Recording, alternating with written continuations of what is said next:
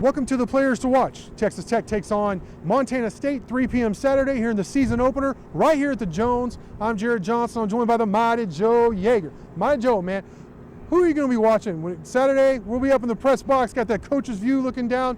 What number, what jersey are you going to be watching a lot? Let's do one for each team. Let's start with Texas Tech. Who are you going to be watching? Well, you said the number to watch. That number is 84, which just happens to be my favorite number. When I used to race go-karts back in the day, and 84 was the number on my go-kart. Okay. Easy Eric has a common number 84, and it just so happens that he's going to be a very interesting player to watch. Everybody's been pubbing him up, and so we're going to see what he's all about. Tech is going to need him to have a pretty big year. You know, it's interesting that TJ Vasher and Keyshawn Carter are not in the starting lineup on the outside as people probably thought coming in, but Eazy-E is out there. Right. So, I will be very, very interested to see what he does out there.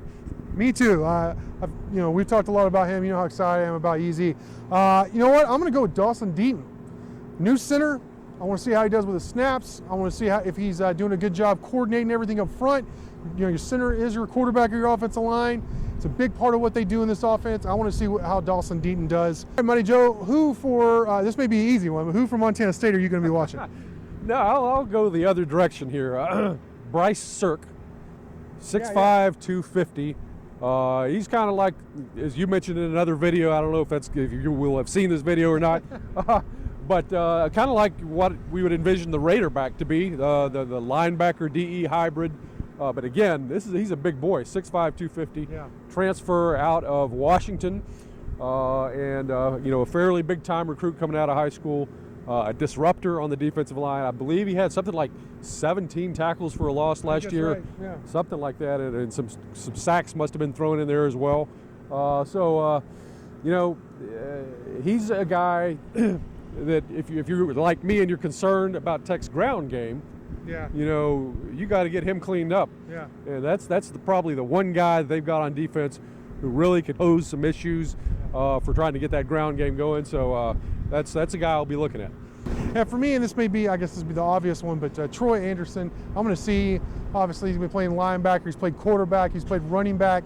He ran for almost 1,500 yards, threw for 1,000 yards, ran for 21 touchdowns last year, Joe. They moved him to linebacker. I think he's going to play, they expect him to maybe get in there some wildcat situations, maybe some short yardage situations for them, or red zone situations for them. Hopefully not too many if you're a Red Raider fan, right? But no, he's a guy that I think you mentioned in videos prior that you kind of root for because you just don't see those Iron Man type football players anymore. They used to be so common back in the day. So it'll be interesting to see, like you said, does he have the juice? Is this guy legit, or is he more of a smaller school hero? So we'll see. Great stuff from you as always. Thank you all for watching, and until next time.